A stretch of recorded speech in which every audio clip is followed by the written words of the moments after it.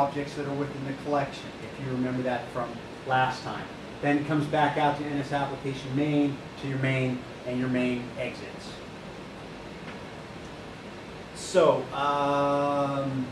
there's probably going to be some questions about it. There's more of this that you're going to be doing in the lab, so I don't want to keep rehashing this over and over again. You're going to get to practice with some of this in the lab.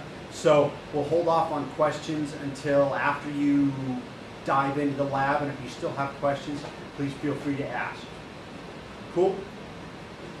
Okay, so auto-release pools can also be created in stacks. You usually have one auto-release pool when your application starts up, or in iOS, when your application receives an event, a pool gets created. You can create objects, release objects, auto-release objects, and then when it comes back out, it dumps that pool.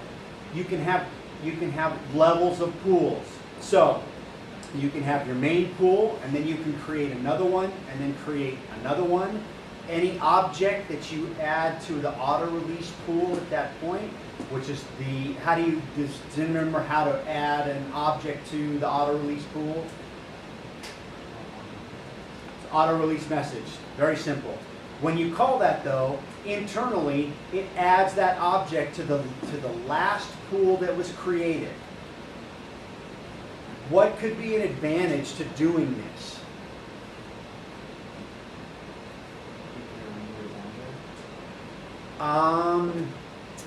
Not necessarily keeping it around, not necessarily extending its lifetime, because the whole purpose of the auto release pool is to get rid of it as reasonably quickly as possible.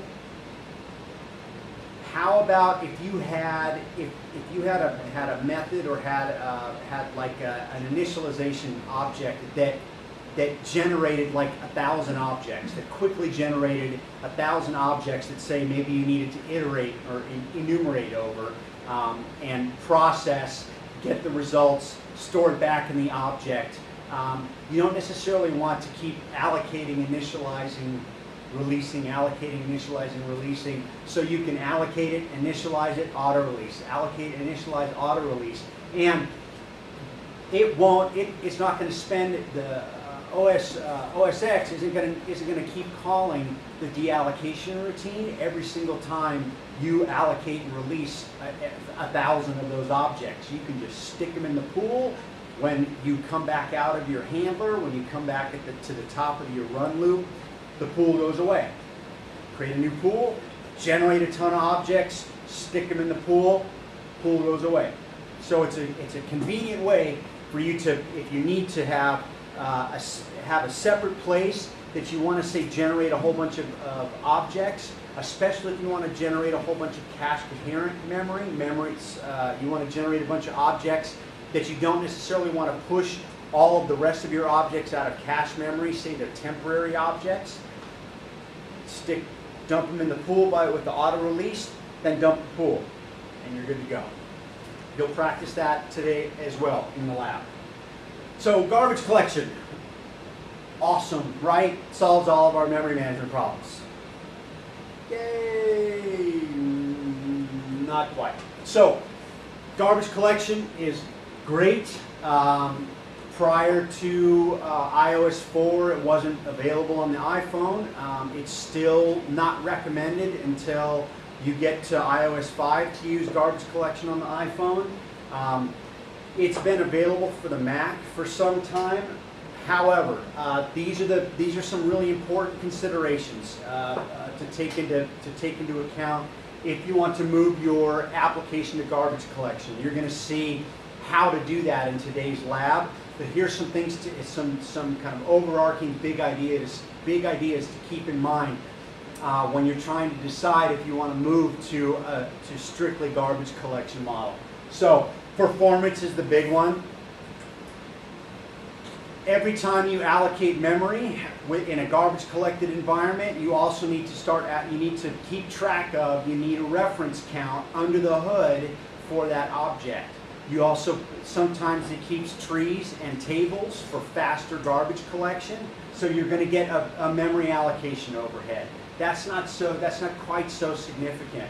The working set and keeping the memory hot are actually much bigger considerations. So if you're allocating a whole bunch of objects, as you allocate objects, you're adding to what's called your application's working set. That's the memory that your application is responsible for at any one time.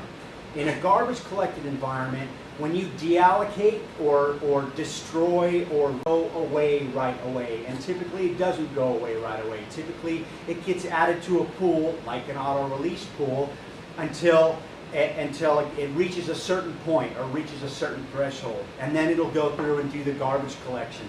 Here's the problem with that. If that working set gets too large and it starts spilling over from your physical memory into virtual memory, you start getting really bad virtual memory thrashing.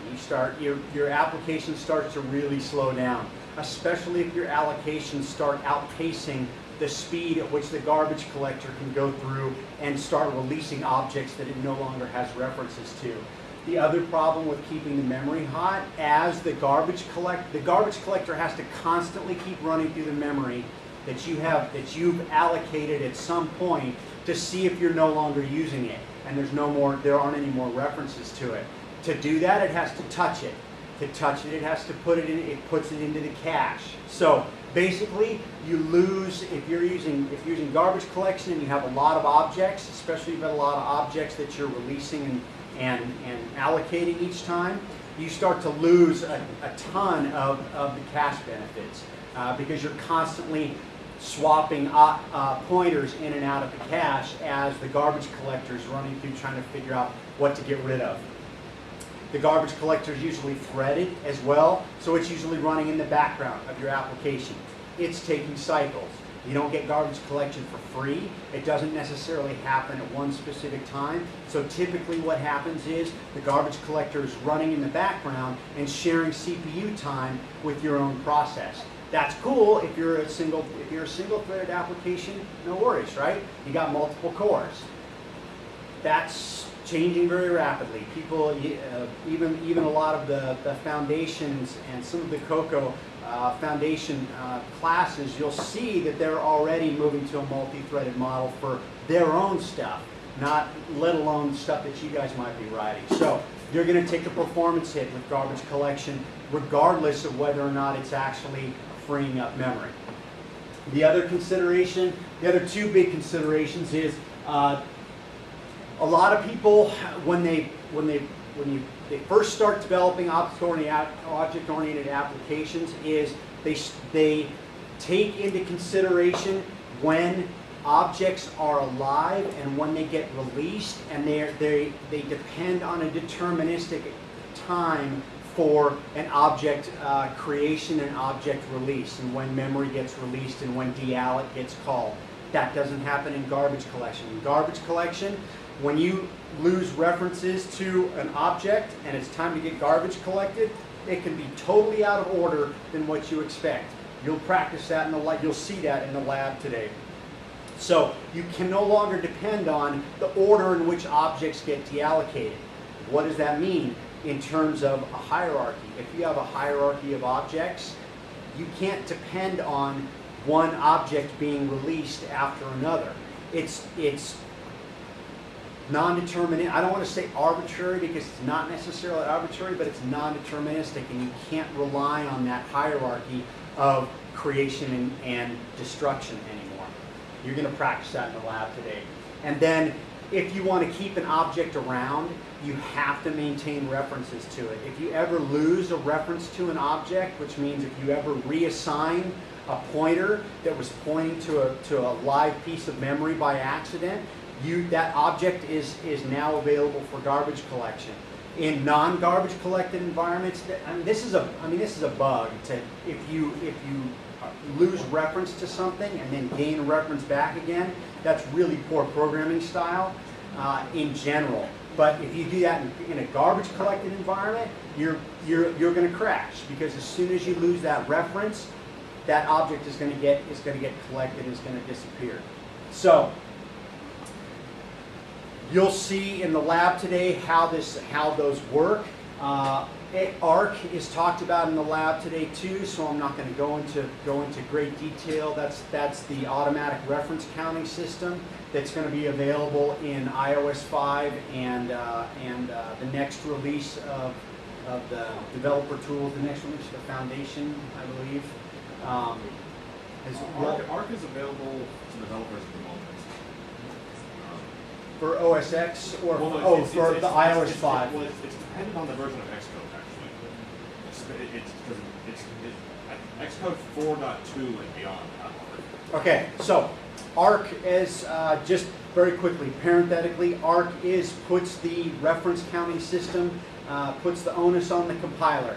The compiler is responsible for generating all of your retains and releases so that you don't have to do that anymore. Yay! You don't have to think anymore. Yay! I can't wait to see it work correctly, and I will be extremely happy to not have to worry so much about memory management. There are still a lot of considerations, as you saw with garbage collection. There's still a lot of considerations that good programmers and consistent and highly optimized and high performance applications need to be aware of, even with automatic reference counting. There's different code for the way you handle deallocation of objects if you're doing it with the retain and release, or if you're using object or ARC, or if you're using the garbage collection, the garbage collection that's available right now in Xcode 3 and Xcode prior to Xcode 4.2. People usually want to have a common code base so that you can switch between those. However, you want to have like a cleanup method. Apple says don't do that. Unless you're building a framework or a plugin, they say stick to one or the other. Stick to the retain release, stick to strictly garbage collected, or rely on ARC. But Apple's telling us don't try, and you're going to see that in the lab today too. Don't try and mix and match. You'll get burned by it. All right, and that's it. So, questions. Like I said, there's a lot of stuff in the lab today that you'll practice a lot of these things. So if it's a little unclear right now, see how the lab goes, and if you still have questions, definitely ask away. Cool? Cool.